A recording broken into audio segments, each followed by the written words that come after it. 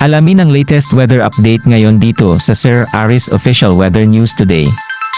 So sa kasalukuyan po, yung binabantayan natin na bagyo na nasa labas ng ating Philippine Area of Responsibility ay bahagya pang lumakas at ito ay nasa tropical storm category na may international name na si Ampil.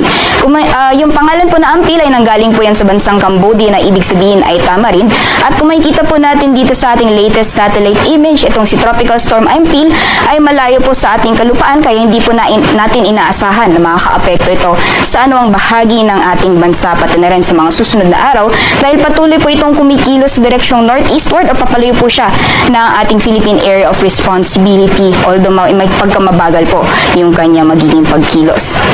Samantalang, ang nakakaapekto po, weather system nakakaapekto ngayon sa ating bansa ay patuloy pa rin uiiral ang southwest monsoon o hanging habagat nakakaapekto sa ilang bahagi ng Luzon pati na rin sa may western section ng Visayas. At kung makikita po natin dito sa ating latest satellite image, meron po tayong namamataan ng mga kapal na kaulapan lalong-lalo na dito sa may bahagi ng Northern Luzon kaya asahan pa rin po natin ang posibilidad ng mga kalat-kalat mga pagulan sa ilang bahagi ng Northern Luzon, Central Luzon pati na rin dito sa may extreme Northern Luzon area.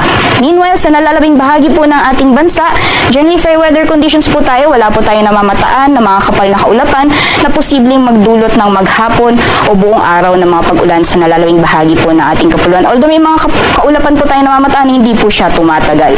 So asahan pa rin po natin magpapatuloy yung generally fair weather conditions or mainit na panahon, lalong-lalo na pagdating ng tanghali at may mga chance pa rin ng mga isolated rain showers or thunderstorms o mga biglaan o mga panandaliang buhos ng ulan.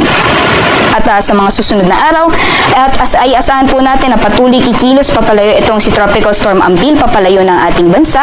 Samantalang patuloy pa rin ang iiral itong southwest monsoon hanggang sa darating na weekend at posible itong magpaulan lalong-lalo na sa ibang bahagi ng Northern Luzon.